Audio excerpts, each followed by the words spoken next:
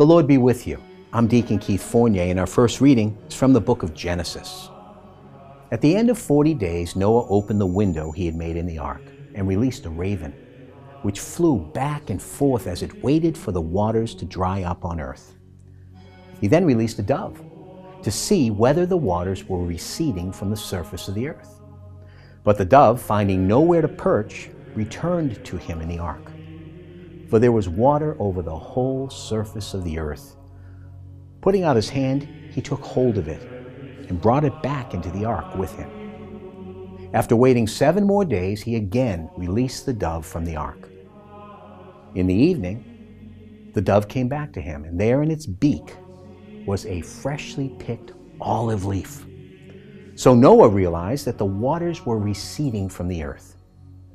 After waiting 7 more days, he released the dove, and now it returned to him no more. It was in the 601st year of Noah's life, in the first month and on the first of the month, that the waters began drying out on earth. Noah lifted back the hatch of the ark and looked out, and the surface of the ground was dry. Then Noah built an altar to Yahweh, and choosing from all the clean animals and all the clean birds, he presented burnt offerings on that altar.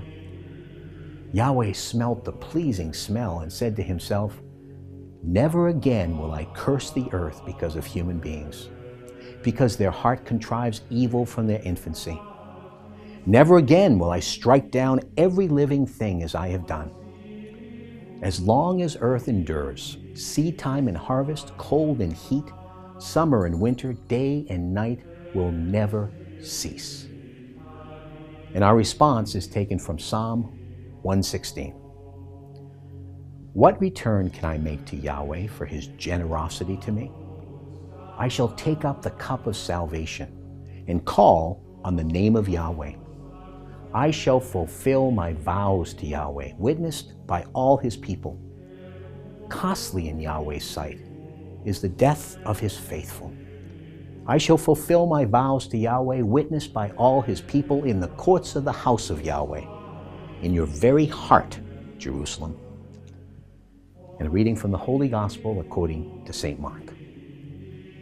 They came to Bethsaida, and some people brought to Jesus a blind man whom they begged him to touch. He took the blind man by the hand and led him outside the village. Then, putting spittle on his eyes and laying his hands on him, he said, "Can you see anything?" The man who was beginning to see replied, "I can see people. They look like trees as they walk around." Then he laid his hands on the man's eyes again, and he saw clearly. He was cured, and he could see everything plainly and distinctly. And Jesus sent him home, saying, "Do not even go into the village." The Gospel of the Lord.